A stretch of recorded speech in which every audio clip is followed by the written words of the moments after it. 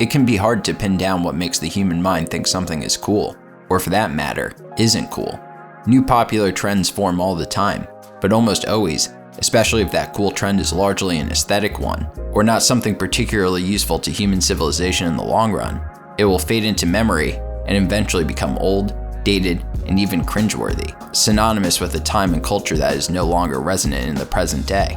Of course, humans are curious and interested in history, and nostalgia has a power over the imagination as strong as perhaps any other emotion. So as a trend settles deep enough into history that the public largely forgets about it, someone curious in the future will inevitably pick it back up and make it trendy again. Indeed, revivals of old trends have taken place throughout history, but are perhaps even more common today in the internet age, as access to archives of history is now more accessible than ever before. But as the revival of vintage trends seem to spawn now at such a rapid pace, it begs the question, why do we do this at all?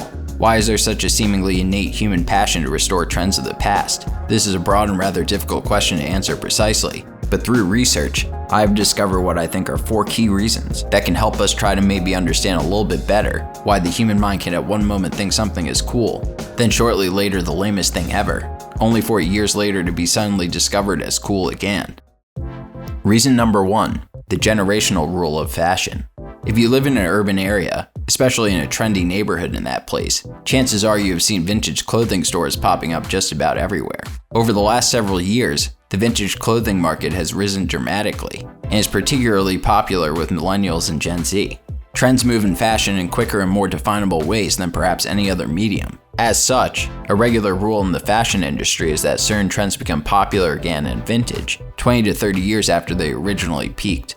This can be seen in the contemporary fashion industry as well, with as of late, 90s trends such as mom jeans, chokers, and cargo pants becoming popular again at retailers. Interestingly, these old trends are most popular with young age groups, who become curious about the styles of the generation before them and wonder why they were cool in the first place. This generational timeline is enlightening because it would seem any motif is worthy of being cool for one moment per generation. And it is interesting that the person that enjoys these vintage trends are often younger people who were never part of the original phenomenon, rather than older people who actually partook in the trend and are left curious by its sudden rise back to prominence. Older people today, however, had their own revivals, such as flapper hair in the 1960s and country fashion in the 1980s, but it would seem as you get older, your fashion often gets less experimental.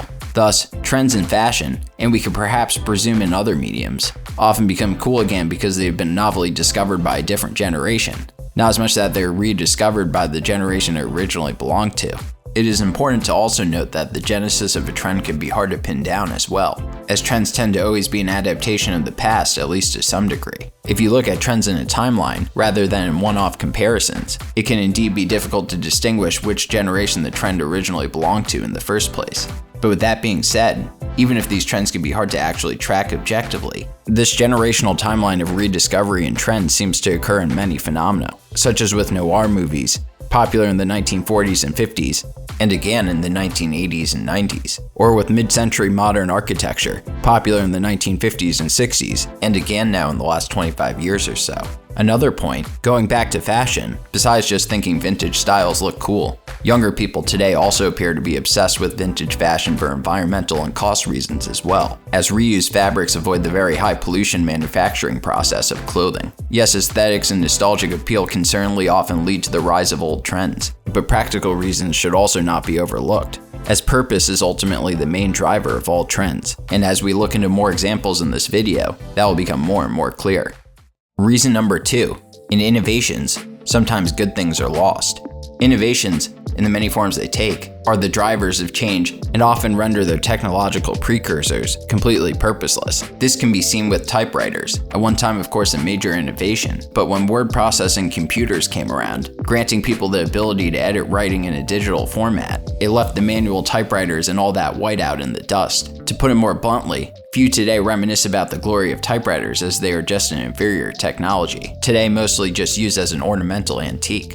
Record players, however, present an opposite situation, where something important was indeed lost, phased out in the 1980s by cassettes and CDs, and then eventually online streaming in the 2000s. But in the last couple of years, vinyl records have become popular again, growing from about 2 million units sold in the United States in 1995 to over 20 million units sold in 2020. Think to yourself how many times you've seen in old TV shows and movies the satisfying visual of taking a record out of a well-designed album cover, placing the record onto the player and the needle on the groove, and watching the broad ring spin as music magically plays from seemingly nothing but this captivating meditation. Though nobody could deny the convenience of online music streaming on Spotify, there does seem to be something lost with the physical and aesthetic connection to music that records created, giving records a new palpable role in the enjoyment of music. Interestingly, records have surpassed CDs and cassettes in popularity as they seem to have less nostalgic appeal. Perhaps like trends in fashion, they are only waiting for their turn in the timeline to be rediscovered again. And if you search hard on the internet, you could already see the seeds of this spawning up. But I do not necessarily think if this is the case, it will reach the now booming nostalgic appeal of records.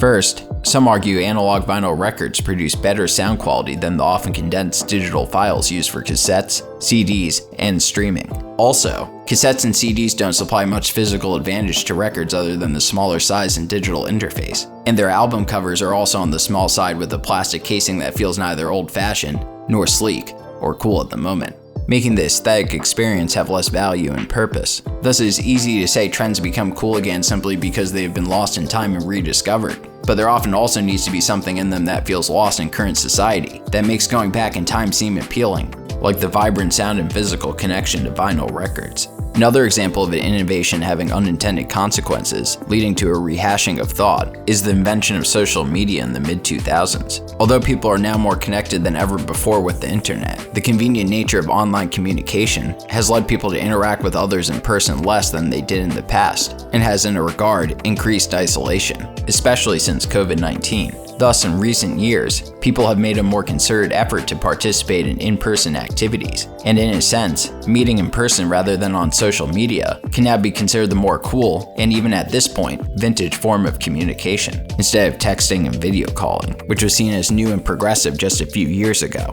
Another good example is in the video game industry, where vintage video games have exploded in popularity in recent years, with people of course intrigued by the old colorful arcade graphics. But proponents of old games also argue that the proliferation of advanced graphic video games nowadays has left an undue emphasis on realistic simulation. Though undeniably a great advancement, these realistic graphics can lead programmers to overlook the strategic elements of games more central to earlier video game history, as clearly, some games now could blow these old ones out of the water in strategic complexity, but perhaps in the way they are strategic, with free roaming, advanced battling, and many more aspects of modern games making them feel like watching a movie as well as a game. The elements of strategy are indeed different, and thus do not render these old games, often in two-dimensional and different kinds of rudimentary worlds, completely useless. Indeed, as we've seen in these examples, when innovations happen, even though the new invention might be better in a majority of ways, sometimes some good elements are unfortunately lost in the replacement of the old technology. I would argue, at least to some degree, almost every new technology leaves something to be desired from its precursor. Like a new pair of shoes, there could be some time to get used to the change even if it's wholly better. And the things that are missing from the new technology are often the ripest subjects for vintage rediscovery. Reason number 3, trend dichotomies that alternate between being cool and uncool.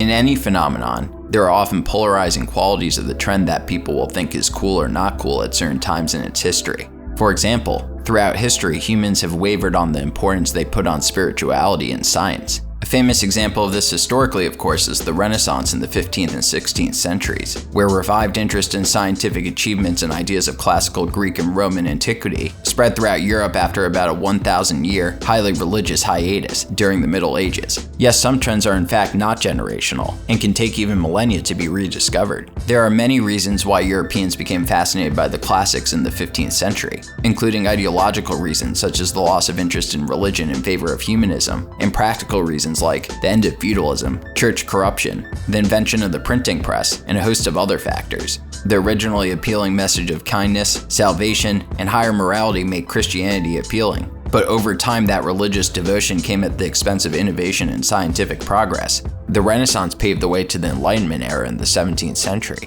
where thinkers started to make advancements in science and political philosophy, questioning the usefulness of religion altogether. But this scientific momentum would only last so long, as the dichotomy of spirituality and science started to shift back the other way towards religion during the First Great Awakening in the 18th century. though science and rationalism has certainly continued to progress to present day. What scholars have considered to be 3 more Great Awakenings have also occurred as well. The psychology of this back and forth phenomenon can be understood as once the positive elements of one trend is taken for granted, there is a yearning to change the negative elements in favor of what is missed in the past, which explains why either part of the dichotomy becomes cool at specific times. Indeed, there is a human tendency to glorify the past through rose-colored glasses, and the dichotomy of spirituality and science is only one of many dichotomies one can think of when explaining why trends alternate between cool and not cool. Another important trend dichotomy throughout history has been the relationship between complexity and clarity. This can be seen in the history of music, as the compositions of the Baroque era in the 17th century to the late Romantic period in the early 20th were lauded for their generally increasing complexity and sophistication. But as time went on, there was a feeling that the complication was actually holding back the intrinsic resonance of the music and had become too experimental and difficult to appreciate. Thus, the neoclassical movement during the interwar years of the 20th century, led by composers like Igor Stravinsky, would backlash against these older forms of classical music of the centuries before for being overly complex, focusing instead on aspects such as balance, order, and clarity. The same back and forth dichotomy between complexity and clarity can be seen in movements of design, art, and many other mediums as well, as humans love a challenging puzzle to decipher, but also enjoy the clear intrinsic beauty minimalism can deliver. And of course, there's the dichotomy of liberalism and conservatism, which can be seen politically throughout history, as society loves the exciting possibilities of progressive change from old values, but is also known to gravitate them back to the comfort of conservatism when the shortcomings of those changes become apparent. In addition to these 3 examples, I'm sure if you thought about it hard enough, there would be an almost infinite amount of similar dichotomies one can come up with, where the advantages of one perceived innovation contrast with the advantages of another, as society shifts in a way that favors it. Reason number 4, access to history changes everything. Trends are fueled by knowledge, and as humanity has progressed, access to archives of history in the past has increased dramatically, from spoken word, to scribes, to books and libraries, to now, of course, the internet. Keeping with the example of music, in addition to interest in old music technology such as record players, the modern listener also listens to more older music than they ever did before, with online streaming now on the internet. This makes sense as today, with music accessible anywhere at any time, people are much more likely to look into the genres and hits of the past, and combine them into their playlists with modern songs as well. As a result of this internet age larger phenomenon, influence today is more likely to be based off of a larger amount of inspirations than of the past, and what were once distinctive movements or genres have meshed so much together that it is hard to define what exactly is and isn't in. Indeed, today's accessibility to the entire world's portfolio of trends is certainly a game changer in the speed in which old and new trends can borrow from each other. Indeed, the generational timeline of fashion seems to be getting quicker. More and more minute losses in innovation are discovered at a rapid pace, and the dichotomies of spirituality and science, complexity and clarity, and liberalism and conservatism shift almost daily in importance, perhaps even fooling you on what is now considered an innovation, or vintage itself. Thus, the internet has perhaps created a new age or relationship to vintageness that has never really existed before, and our trends are a combination of way more old trends than would previously have been the case, diffused to such a degree that they are hard to distinctively understand. But with that being said, humans need time to canonize the events of the past, and our trends today will certainly be exhaustively classified in the future, begging the questions for when that time comes. What is it that defines us today? And perhaps most importantly, what about us now will seem most cool in the future? To this, we can only wait and see. But one thing is clear, fascination with the past is increasing at a record pace, and the human mind of today is hungry to take in the best of both old and new. Thank you so much for watching. Consider subscribing and check out another video.